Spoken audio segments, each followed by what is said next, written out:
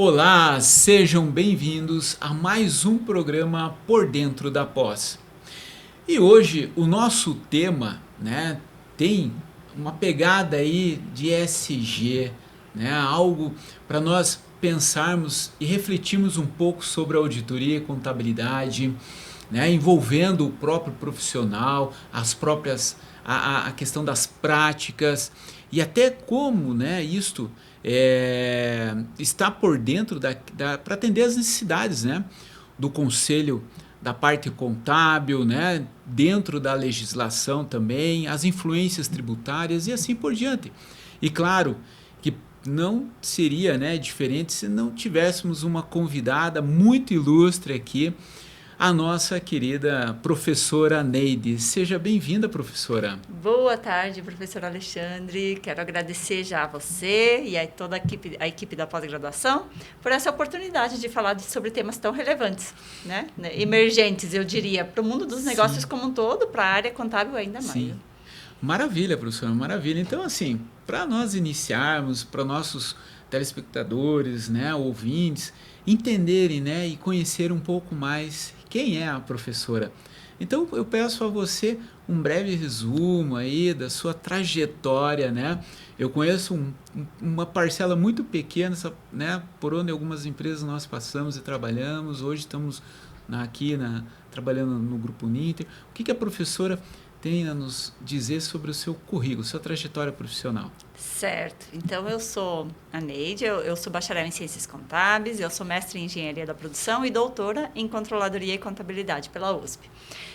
Em relação à minha trajetória profissional, professor Alexandre, é engraçado, assim, porque eu digo que a minha escolha profissional não foi da minha parte, eu simplesmente caí de paraquedas no escritório de contabilidade com 15 anos de idade, e desde então eu sempre atuo na área de contabilidade, de auditoria, de gestão de riscos, mesmo no meio acadêmico. Então, atuei por muito tempo na área contábil especificamente, mas terminei minha graduação e aí eu já me inseri na área de consultoria, de auditoria e principalmente auditoria interna voltada para mapeamento e avaliação de riscos de negócios. E como pesquisadora, a minha pesquisa também desde sempre está pautada em governança corporativa, em estratégias para trazer para as organizações melhores desempenhos sustentáveis, e com foco no ESG também.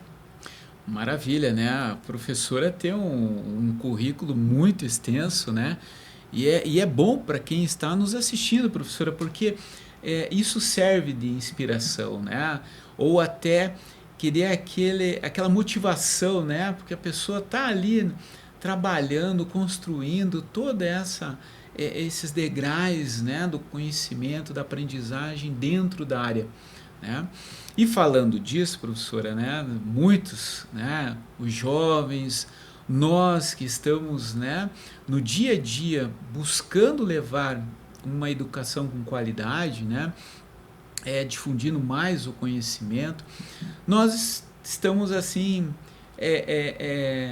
pulando para uma área da transformação digital. Algo que já comenta-se, inteligência artificial, internet das coisas, o Big Data, o Learning Machine, que nós estávamos discutindo agora há pouco, o Deep Learning. Então, toda essa ciência que hoje está auxiliando, está otimizando os processos. Dentro das áreas contábeis, a gente já vem observando a questão da automação pelos robôs, softwares mais avançados que auxiliam os profissionais no dia a dia a entregar relatórios mais assertivos, com mais transparência, Professora, no teu olhar, na tua observação, como que você define essa questão da transformação digital, para a auditoria e também dentro, da contabilidade? Eu diria que é um ganho de salto de qualidade e uma grande oportunidade de nós realmente conseguirmos atuar naquilo que vai fazer diferença nas empresas e na sociedade como um todo. Vou entregar minha idade agora, professor. Não. Mas quando eu me inseri na área contábil, eu passei por uma primeira transformação. Olha. Sim, eu comecei a trabalhar no escritório de contabilidade ainda quando era à mão. Nós preenchíamos os livros à mão. Contadora raiz. Temos uma contadora raiz. Sem rasura, gente. Pense isso depois do almoço com muito sono. Era muito torturante. Muito bem. Mas o processo era muito lento. Então, você conseguia gerar informações? Conseguia. Mas eu dizia para o meu cliente que, no ano passado, há 5 meses atrás, você teve prejuízo. Então, as informações, elas não eram tempestivas. Não se tomava muitas decisões em cima delas porque elas já não refletiam mais o que já estava acontecendo. Não acompanhava a velocidade dos negócios. Então, naquela época, a atuação contábil era vista mais como uma obrigação. Aquele cara chato que emite as guias de impostos para pagar e parecia que só servia para isso mesmo, né? Certo. Chegou o computador, chegou a internet e aí nós já tivemos um salto de qualidade, um salto de importância do profissional contábil no mercado, né? Porque hoje nós conseguimos gerar uma informação tempestiva, né? Conseguimos dizer, hoje estamos no dia 4 de abril, nós já podemos dizer o que aconteceu em março. Sim. E além disso, nós já podemos prever os cenários preditivos, né? Perfeito. O que se espera para daqui a 6 meses, daqui a 1 ano. Mas ainda assim com limitação, porque nós temos uma base de dados enorme, né? Um Big Data gigante e Big Data até ilimitado, né? Pode trazer um volume de informações, mas as ferramentas que nós tínhamos até então eram limitadas. O Excel, por exemplo. Excel tem uma limitação muito grande. Como que eu vou fazer uma análise de uma base gigante de dados se eu tenho uma limitação de recursos? Sim. E aí veio a IA. A IA, junto com o Machine Learning, junto com o Deep Learning, junto com outras tecnologias, robotização, e diz assim, opa, espera aí, eu posso te ajudar nisso. Então, essa evolução, essa transformação que nós estamos passando vai ser muito significativa e vai trazer muitos resultados para o profissional contábil, para as auditorias, quanto para o negócio em si. Nós temos muito a ganhar aí. Perfeito, perfeito. E assim, né, tudo que vem muito rápido, está vindo muito rápido, né, professora? E alguns profissionais estão correndo atrás, como a professora disse, né? Temos softwares ainda limitados, né? Entrou a inteligência artificial, como saber, né? Como aprender a utilizá-la, né? E aí muitos, né, buscam fazer ao contrário, vou ver a programação, né? Tem que entender antes o básico, né, do que está à sua frente, né? Então hoje eu vejo a inteligência artificial, abro uma planilha do Excel, né, dentro dela, e por onde eu vou de célula em célula, ela vai atrás, né? Se eu for clicar em cima, ela vai querer. Você quer saber o quê? Quer uma fórmula para essa coluna, para essa linha que você está desenvolvendo, né? Então ele te dá algo que pode estar otimizando, ou seja, vou ganhar tempo com isso, perfeito. Só que ao mesmo tempo é limitado por sabemos que ainda tem, né, muita coisa que precisamos da curadoria, né? Precisamos estar à frente ainda dessas ferramentas, né? Então, prof, né, o que você observa, né? Você está à frente lá da graduação, né, de ciências contábeis, uma escola que, né, vem crescendo, né, porque ainda o contador vê, qual é o desafio, né? Está em jogo minha profissão ou não? Então, qual que é o impacto dessa parte da transformação digital para auditoria e contabilidade dentro das práticas contábeis? O impacto é enorme, é enorme. E sim, certos postos de trabalho vão deixar de existir. Mas aqueles postos de trabalho que exigem atividades repetitivas. Sabe aquela coisa que eu faço todo dia a mesma coisa, aperto o mesmo botão? Sim. Isso nós podemos facilmente substituir por robotização. Sim. Mas, ao mesmo tempo, nós vamos gerar uma enormidade de outros novos postos de trabalho. Então, o que vai mudar não é eu vou perder meu trabalho, mas eu preciso me adaptar, sim, e conhecer as tecnologias para que eu possa ocupar novas atuações, campos de atuação dentro da área contábil. Então, sim, sofreremos um impacto enorme. Até porque as empresas hoje, elas já estão totalmente abertas. Então, nós temos o SPED contábil, o SPED fiscal, né? Nós temos as informações da empresa altamente detalhadas e disponíveis, tanto para o governo nos analisar a hora que eles quiserem, quanto para que nós possamos utilizar essa base de dados e atuar em cima dela. Então, nós precisamos conhecer as diferentes tecnologias que estão à disposição. Talvez algumas tenham que ser adaptadas à sua realidade. Como eu comentei, eu assisti uma palestra, até vou mencionar, porque o profissional me chamou muita atenção, porque foi uma palestra muito rica, chamado Rodrigo Krieger. Ele é um pesquisador da área de IA e também atua no desenvolvimento de aplicações para os negócios usando essa tecnologia. E ele comentou assim, que a robotização, do ponto de vista dele, que já trabalha com isso, no curto prazo já vai estar tão acessível que cada um de nós vai conseguir desenvolver o robô que precisa. Que ele entende que a robotização não é um produto que se compra standard, de prateleira, mas cada um precisa desenvolver o seu, porque ele é uma tecnologia que faz a conexão da IA com a machine learning, com o deep learning, e aí ele vai fazer aquilo que um humano não conseguiria. Vou dar um exemplo de aplicação na área contábil que ele trouxe. Certo. Ele apresentou uma nota fiscal, porque a área contábil a gente já sabe, já tem softwares de conexão, você não precisa digitar tudo. Sim. Mas ainda tem prefeituras ou em algumas localidades que não possuem o formato de nota fiscal eletrônica que você possa, como é que se diz? Importar para o sistema contábil. Sim. E aí tem que ter o quê? Um humano lá que vai pegar essa nota. O número da nota, data, nome, e vai digitando um a um. O que para nós hoje é até estranho, mas ainda tem. Então, é o exemplo que ele trouxe. Nós podemos usar a IA para isso. Então, a gente pode levar essa nota para dentro de uma IA, um documento, e falar, IA, por favor, extraia tais e tais e tais dados e apresente nesse formato. Então, ela vai deixar num formato que eu possa pegar esse formato e simplesmente colocar dentro do meu sistema. Mas para um humano fazer isso, nota a nota, é inviável.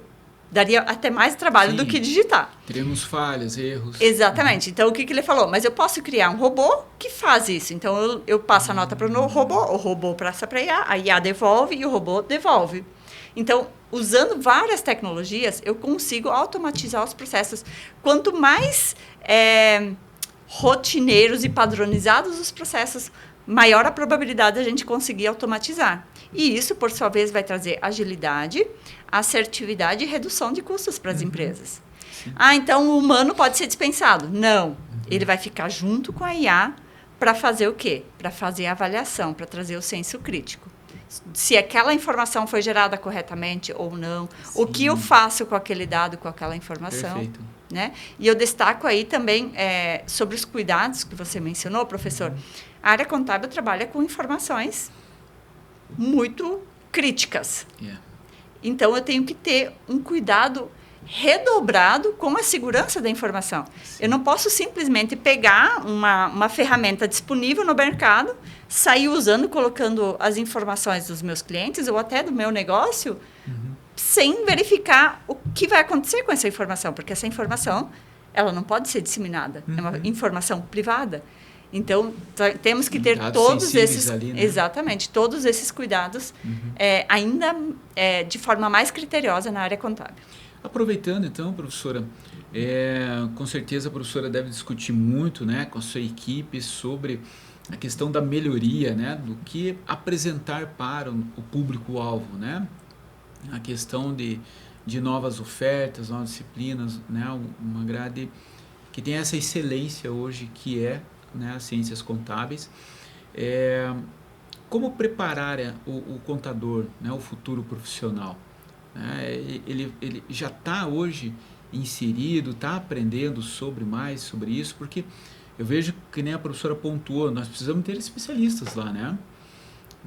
Eu vejo que dentro dos cursos que eu preparo lá na pós, na área de contábil, né, na área de finanças, ele tem que estar preparado com um conceito já, ou um treinamento nível básico e médio para poder entender esse volume de informações, né? Tanto que alguns até perguntam, mas professor, será que eu ainda vou ter a certeza de utilizar devido a a questão da proteção de dados, né? Essa segurança que eu vou ter na questão da transformação digital. Como é que está hoje ali a cadeira de ciências contábeis com essa oferta de... Vocês comentam muito, falam muito para deixar preparados os futuros? Sim, como na verdade todas as atuações. Hoje em dia alguém decidiu que se não tiver IA não tá certo. Né? Então isso vai fazer parte da nossa formação profissional, já está fazendo parte da nossa vida. Mas ainda estamos engatinhando, nós, não curso, nós, sociedade. Entendo que nós vamos evoluir muito e de uma maneira rápida, muito mais do que já estamos. Mas para a formação, sim, nós precisamos inserir todo esse contexto na formação dos profissionais, porque é a nossa realidade. Mas o ponto mais crítico é como eu vou formar massa crítica, para que eles saibam o que fazer com tudo isso. Então, eles precisam, sim, ter a compreensão de como essas tecnologias trabalham, funcionam, como elas podem ser aproveitadas, os cuidados que eu preciso ter, como que eu posso extrair o melhor delas. Mas, por outro lado, o que eu vou fazer com isso? Que tipo de informações eu vou gerar? Então, eu preciso formar isso. De dados. Exatamente. Que é isso que não vai ser substituído. Isso. O cérebro humano, nesse quesito, ainda não é substituído. Então, nós precisamos trabalhar fortemente nessa formação de conhecimento, para ter profissionais com senso crítico e com um conhecimento muito sólido para poder usar todas essas tecnologias a favor dele e aí sim fazer a diferença no mercado de atuação em que ele estiver. Maravilha, maravilha. E claro, né, falando em transformação digital, tá junto os conceitos que estão aí, né, com mais garra pelas empresas na questão do ESG, né, professora? Então, como que isso aí tem esse olhar ali dentro dos princípios hoje, né? Como é que as empresas todas estão 100% entregando isso de forma que atenda, né, o tripé ali do ESG? É um assunto que eu gosto muito, Alexandre, né? Como eu te falei, eu já pesquiso, eu pesquiso bastante. E, inclusive, a minha tese de doutorado foi analisando ESG. E por que eu estou mencionando isso? Porque lá em 2018, quando comecei a fazer a coleta de dados para minha tese, haviam poucas empresas que divulgavam as informações e as informações ainda não eram tão padronizadas. Então, a gente tinha já um contexto da importância dos dados, mas todo mundo ainda começando. O que eu vou divulgar? Selecionando, né? O que, quando. O cenário atual é um cenário muito bom, porque no Brasil entraram em vigor as normas contábeis que obrigam as empresas de capital aberto a divulgarem relatórios de sustentabilidade e já padronizadas. Então, aí vocês devem estar pensando, é só um grupo pequeno, então, de empresas, só de capital aberto. Não. Porque quando você começa a exigir de empresas de capital aberto, por exemplo, elas precisam disseminar toda essa atuação, em termos de sustentabilidade, para toda a sua cadeia de valor. Então, não interessa se você é pequeno, grande ou médio, de capital fechado ou aberto, você vai ter que começar a olhar para isso se ainda não estiver olhando. Então, ESG, para quem não sabe, é a sigla de Environmental, Social e Governance, né? Que é como que você faz a gestão, são indicadores da sua gestão e do impacto que a empresa causa do ponto de vista ambiental, social e de governança. Então, ambiental, todo mundo já... É mais fácil de assimilar, né?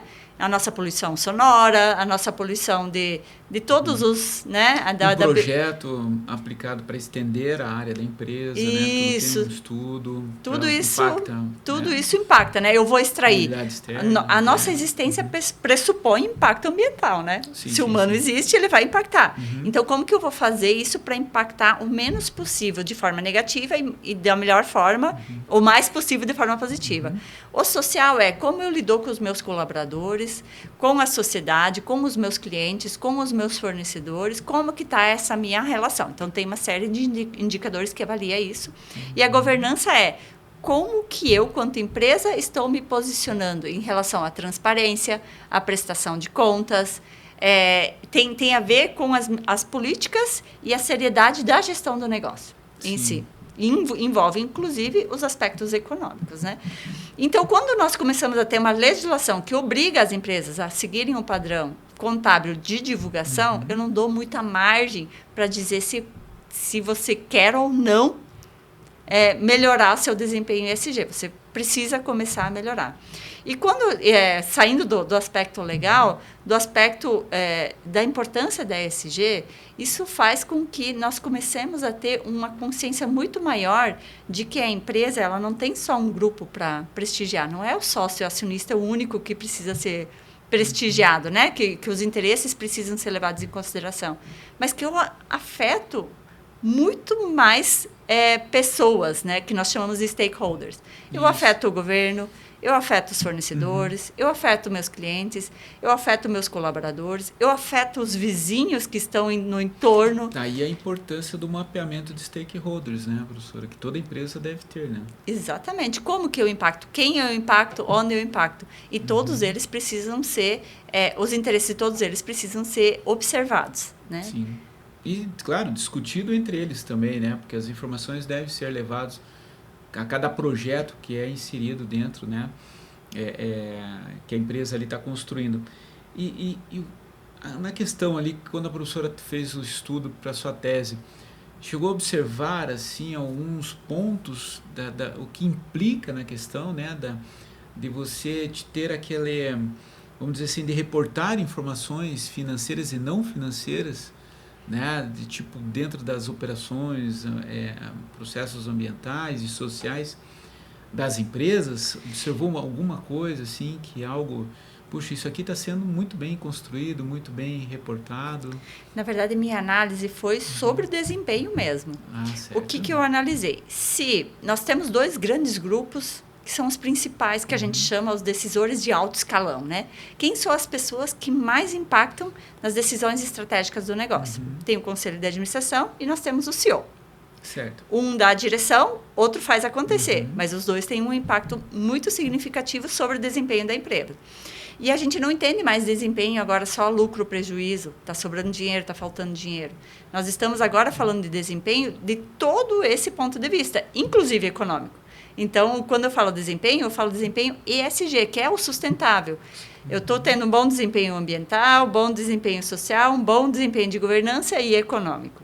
Se eu tenho um bom desempenho em todos nesses níveis, eu entendo que a empresa tem um potencial gigantesco de conseguir crescendo, evoluindo e de uma maneira que todo mundo cresça junto. Então, o que eu analisei foi o seguinte: se o conselho de administração e o CEO impactam tanto no desempenho e nas decisões estratégicas, se eu tiver um conselho de administração diversificado e um CEO poderoso, o meu desempenho em ESG é melhor ou pior? Como que está o desempenho sustentável dessas empresas? Pela teoria que eu usei, o respaldo teórico diz assim: quanto mais diversidade tiver no conselho de administração, ou seja, meus conselheiros envolverem homens, mulheres com diferentes formações acadêmicas, com diferentes faixas etárias, com experiência em outros conselhos de administração ou não, e outras variáveis, e maior o poder do CEO. O que é o poder do CEO? Ele é fundador ou parente do fundador, ele é sócio, acionista ou sócio da empresa onde ele ocupa o cargo de CEO e outros aspectos que dão poder a ele. Quanto mais poderoso, melhor é o desempenho sustentável? Pela teoria, sim. Quanto mais diversidade no conselho, mais poderoso o CEO, melhor seria o desempenho. E o interessante é que minha tese refutou a teoria. A minha tese mostrou que quanto mais diversidade há no conselho de administração e mais poderoso o CEO, piores foram os desempenhos de ESG. Aí vai dizer, poxa, então, Neide, significa que eu não posso ter diversidade? Na verdade, não. O que eu fiz, então? Eu fui ver por que deu esse resultado. Sim. Então, na diversidade, a presença de mulheres e o tamanho do conselho de administração impactam positivamente. Certo. Então, quanto mais mulheres tem no conselho, melhor desempenho sustentável. Por outro lado, quanto mais diversificada for a formação acadêmica dos conselheiros, e quanto mais conselheiros com experiência em outros conselhos de administração, pior foi. E aí, anulou o efeito do outro, por isso que deu o resultado negativo. Em relação ao poder do CEO, foi quando ele é fundador, sócio ou parente de fundador, impacta negativamente o ESG. os demais não deram relevância. Então, a única fonte de poder que impacta o desempenho sustentável era isso. Então, o interessante foi que minha tese contrariou as teorias e para dizer assim, espera, não é diversidade por diversidade que vai gerar um melhor resultado.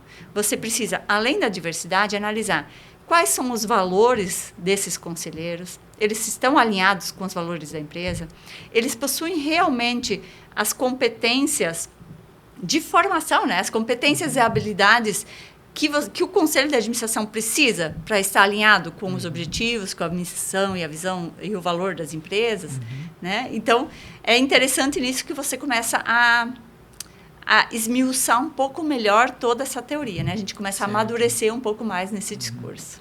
Que bacana. Tem alguma coisa a ver com os paradigmas ali relacionados a esse último que você pontuou do CEO? Do poder do CEO?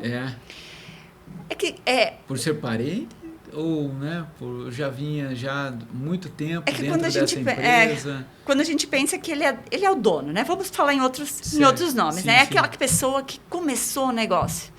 Então, ele tem aquele amor pelo seu negócio, ele está pensando naquilo. Eu coloquei o meu dinheiro aqui, eu comecei do zero, construí tudo isso aqui, então, o que é importante para mim? Eu ter retorno para mim.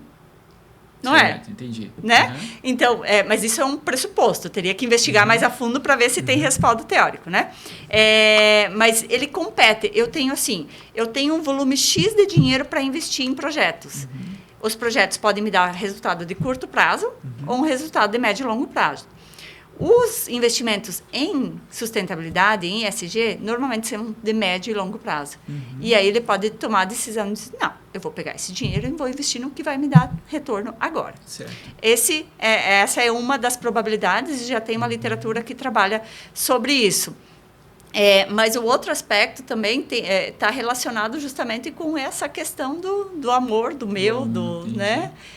Isso deve começar a mudar, porque também vai entrar em vigor uma legislação, e daí também para as empresas de capital aberto, que a CVM vai exigir que o CEO tenha uma remuneração variável que inclua indicadores de sustentabilidade.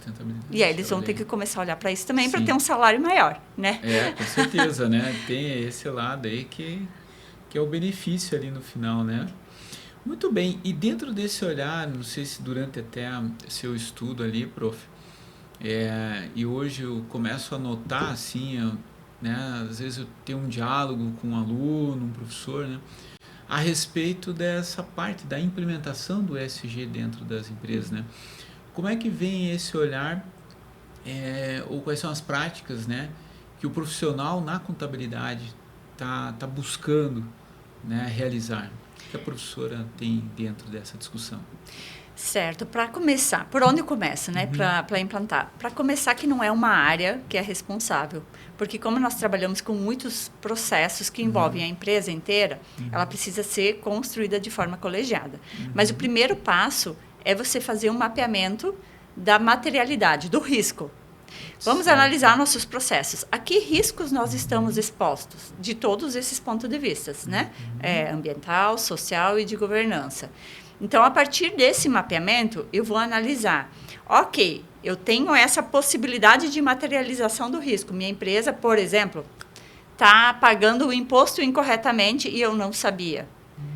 Então, eu estou exposto a um potencial risco de eu começar a ser cobrado por esse imposto que eu estou pagando indevidamente. Certo. Então, como que eu vou começar para corrigir, né? Mapeio tudo, vejo a probabilidade de materializar esse risco, quais ações que vão ser feitas para mitigar o risco e começar a melhorar o desempenho. Para lá no final, você ter um indicador para você ir acompanhando como que está a evolução da empresa em cada um desses aspectos, desses níveis. Mas tudo começa com um mapeamento. E não existe receita de bolo pronta. Não, tem que, pelo que eu vejo, tem que arregaçar as mangas, né? Arregaçar as mangas e conhecer com profundidade o processo, o teu negócio. É tipo aquelas técnicas, né, que nós já sabemos, né? É fazer o levantamento, a coleta, buscar fazer a análise, você montar o teu mapeamento ali. E não começar com o perfeito, né? porque seriam muitas coisas para começar. Começa com um principal, depois você, quando, né, começa pequeno, para depois você ir aprimorando e ir crescendo, torna o processo muito mais efetivo. Sim, a gente pode estar utilizando as ferramentas que nós já conhecemos, né? Matrizes, né? De urgência, tendência, análise SWOT e assim por diante, né? Tem muitas ferramentas que Exatamente ainda isso. podemos utilizar e montar aquilo para a gente colocar em implementação, né? Exatamente E como é isso. que tá? Os contadores hoje têm um aprendizado hoje que permite a eles vamos dizer assim, atender com mais rapidez essa implementação? Os formatos do nosso curso, sim. Ah, perfeito, perfeito. Ai, sim. Nós Perfeito. temos agora disciplinas Sim, que trabalham a questão de... Fiquem atentos, pessoal, que é o que ela vai falar aí, você que está buscando uma oportunidade para, né, ter uma graduação com excelência. É isso aí. Então, nós trabalhamos disciplinas como mapeamento de processos e controles internos. Para fazer tudo isso, eu preciso saber o que é um controle interno e como que eu faço esse mapeamento de processo. Temos disciplinas de gestão de riscos, temos disciplinas de governança corporativa, compliance e LGPD. Então, são várias, né? Como a gente fala, o currículo vai desenvolvendo a competência ao longo do curso. E você precisa trazer todos esses aspectos para que, ao final, ele realmente tenha o potencial para atuar em todos esses sentidos, né? Muito bem. Tanto que é importante ouvir isso, né, professora, porque é ali que o teu egresso vem para pós, né? Na graduação, onde ofertamos uma variedade ali, né, de cursos que atendem às necessidades hoje dos profissionais no mercado, né? Tem um profissional que quer uma visão geral, né, de todo o processo. Tem uns que tem por foco a auditoria, outros por foco a controladoria, né? E, claro, né, além da parte da contabilidade pública, né, o setor público também é muito forte. E eu vejo muito agora uma busca por profissionais dentro do agro, né, que tem um olhar diferenciado lá e mais preocupado ainda, né? Porque hoje o agronegócio se torna uma grande empresa também, né? Mas isso vamos deixar um outro assunto para outro dia sobre o agro, né, professor? Super. Porque tudo isso que a gente falou até agora se aplica a ele também. Ele se estende, assim, vai com uma amplitude muito grande, né? Muito bem, você vê que é interessante ter essas respostas, porque a gente começa a pensar na possibilidade de construir algo e levar algo melhor ainda para quem está nos assistindo, né? E claro que com certeza você que está aí, né, esperando algo que né, puxa, é isso que eu quero, isso que me motiva, né? Que bacana. E, prof, no teu olhar agora, né, sobre essa questão da transformação digital, do ESG, né, a política econômica, acordos, né? Hoje nós estamos vendo aí, né, ultimamente, taxações, né, de países com importação, exportação e retaliação do outro lado. Isso está bagunçando o cenário econômico, né? Deixando muitas empresas, até os próprios investidores, fabricantes, né, em determinados países, né, nesse jogo, né, do que vai ser vantajoso ou não, né? Estar ali, né, atuando naquela região.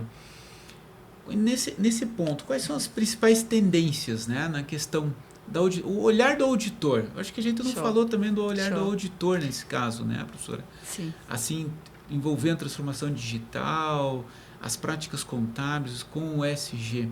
Como é que está hoje? Daí a professora pode emendar com as tendências, né, hoje, principalmente voltado para a parte, né, sustentável. Certo. Primeiro eu vou falar de um caso, trazendo do agro, né, um exemplo do que acabou de acontecer. Uma empresa de agro, eu não me lembro o nome da empresa, mas ela investiu parte dos seus recursos em ações de um banco. E ela investiu pautada num parecer de auditoria limpo. O que é um parecer de auditoria limpo? Diz assim, que todas as demonstrações contábeis estão corretamente apresentadas, refletem a realidade da empresa. Investiu X milhões lá. E aí, logo depois, surgiu a notícia de que a empresa, esse banco, faliu, porque haviam fraudes contábeis. E essa empresa de agronegócio entrou com uma ação responsabilizando quem? A empresa de auditoria. E sim, eles ganharam a ação, agora a empresa de auditoria vai ter que restituir para eles todo o dinheiro que eles perderam. Eu achei uma ação inédita, um resultado fantástico, porque nós precisamos disso. Mas, por outro lado, as empresas de auditorias, elas atuavam com limitação. Porque trabalhavam usando essas mesmas ferramentas que eu falei, né? Um Excel, que tem limitação de análise. Então, eles trabalhavam muito com amostragem. Eu pego aqui a amostragem dos maiores, olho um pouco aqui e pronto, imito o meu parecer. A IA vem para fazer diferente. Porque ela vai poder analisar todo esse Big Data das empresas. Lembra do SPED que eu falei? Eles podem acessar toda a base e dizer, olha isso. E em segundos, a IA vai dizer, ó, tem problema aqui, aqui, aqui e aqui. Isso olhando para trás. Só que olhando todo o contexto econômico, por exemplo, que você mencionou, como eu já tenho uma ferramenta que pode me olhar ou para trás, eu também posso dizer, agora você me ajuda a fazer uma análise preditiva, considerando isso. Se acontecer isso, um aumento de 10% nos impostos que eu vou exportar para os Estados Unidos. Coloca um cenário de risco ali possível. Qual vai ser o impacto para essa empresa? Então, a gente tem uma ferramenta agora que vai trabalhar com muita precisão para prever cenários. Se a Rússia invadir a Europa, o que acontece com o meu negócio aqui? Em Curitiba, aqui no interior do Nordeste, aqui. O que acontece? Qual que é o cenário? Como que vai ser o impacto? Se o preço da minha matéria-prima aumentar em função disso, qual vai ser o impacto no meu negócio? Então, hoje a auditoria pode começar a emitir, pode emitir pareceres não só dizendo que aquilo que aconteceu espelha a realidade, mas mais do que isso, essa empresa está exposta a um risco que no curto, médio e longo prazo pode acabar inviabilizando o negócio. Já pensou nisso? Sim, olha só que interessante, né, esse olhar, né, prof? E eu fico pensando aqui nessas tomadas de decisões, porque nós observamos agora, né, para trás ali, uma guerra com outro país, né, do nosso exemplo aí da Rússia com a Ucrânia, que afetou a entrada, né, de insumos para o agro, né, como nitrogênio, potássio, né, fósforo, que são para utilizarmos nas lavouras, né, e isso deu uma queda violenta, né, na questão da produtividade só com a ação da guerra, né, e claro dos preços, né, e nós tentarmos chegar nos produtos e atender o volume de produção nosso. Claro que abriu portas para oportunidades de usar outros tipos, né, de adubo, só que com isso, né, tem a exploração do preço daí, né, no mercado interno. Então, dentro disso, né, podemos entender que essa questão da auditoria estar limitada, mas também, de novo, né, a importância do olhar profissional. Na hora que a professora falou, né, eu fiquei pensando aqui, o quanto que vai agilizar o processo, porque é direto, você vai direto ali, né? Ficou vermelho aqui, opa, vou direto, vou analisar direto. E aí vem o olhar humano, né? Crítico, né? E você acha que vai entregar com mais transparência e clareza esses relatórios, né? Que é isso que deve ser feito, né? Mas bacana ter esse olhar do cenário ali, né, professora, em relação... E é rápido, né? De ontem para hoje já temos informações do mercado mundial que está afetando, né? Isso, temos aí uma dica de atuação, nós acabamos de falar, né? Algumas atuações vão deixar de existir, outras, se você não tem esse senso crítico de pensar o que eu quero que ela faça, a partir de que cenários, a partir de que dados, eu estou perdendo uma oportunidade de me diferenciar dos outros profissionais de mercado. Exatamente, professora. Talvez esteja aí essa questão da motivação, né? Você que está esperando aí, né? Não perca essa oportunidade, né? Então, é isso aí, né? Eu acho que nós temos que ter esse olhar aí. Puxa, o Alexandre, o professor Alexandre, ele, né? Eu lembro lá, professora, manutenção industrial, né? Engenharia, administração, logística... área contábil, finanças, agro, né? E agora inteligência artificial, né? Então, essas pecinhas que vão construindo esse conhecimento para que nós possamos estar entregando o melhor para aqueles que nos cobram ou de forma que é uma obrigação nossa, né? De manter a máquina funcionando, um sistema, um processo, a empresa, né, espera estar competitiva contando com N profissionais que têm essas competências, né? Eu vejo que nós estamos nos tornando uma sociedade melhor. Embora muitos vejam sempre o ponto negativo, eu percebo uma evolução para melhor. Porque quando eu começo a me preocupar em como eu estou impactando tudo à minha volta, eu começo a prestar atenção. Opa, eu não vou deixar esse copo aqui na mesa. Porque alguém vai ter que tirar ele por mim depois e vai ter que colocar no lugar adequado e dar a destinação adequada. Quando você começa a agir assim e pensar dessa forma, é inevitável você impactar o todo. Então, mesma coisa com a auditoria. A auditoria vai atuar com muito mais precisão. Ela trabalhando com muito mais precisão, ela vai levar a tomadas de decisões muito mais acertadas por parte dos investidores. E vai inibir aquelas pessoas que usam da possibilidade de não serem percebidas, percebidos os desvios de condutas, vão começar a ficar escancarados. Sim. Então, a gente começa a trabalhar para um ambiente muito mais transparente, muito mais íntegro, eu diria, querendo ou não. Isso, de alguma forma a gente vai acabar... De forma justa, democrática. Exatamente. Né? Eu acho que é isso aí. Professora, sabia que correu o tempo, professora, né, atual, né, essa aula, né, dentro do nosso programa. Espero que não tenha sido uma aula, professora. Acaba sendo, professora, que foi fantástico, né? Para nós, todos que estamos aqui ouvindo, né, te assistindo, tuas últimas palavras de inspiração aí para, né, dentro do nosso programa aí do Por Dentro da Pós. Eu acho que a inspiração é busque o seu melhor, busque evoluir como cidadão, como pessoa. Precisamos pensar no long life learning, então uma pós-graduação, 2 pós-graduação, isso é o normal, é o básico. A gente precisa seguir se preparando, se especializando ao longo de toda a vida, né? Porque é isso que vai nos fazer conhecer todos esses novos cenários e tornar a nossa vida muito melhor, mais bonita. Perfeito. E mais rica também, né, gente? Que faz parte. Perfeito, é verdade. Esse é importante, né? Perfeito, perfeito. Obrigado, professora, foi uma honra. Pessoal, ficamos por aqui, né? Sempre deixa agendado aí, siga nós aí sempre para ter aí os melhores temas relevantes aí que o programa Por Dentro da Pós oferece a você. Então, seremos sempre eternos aprendizes. Obrigado.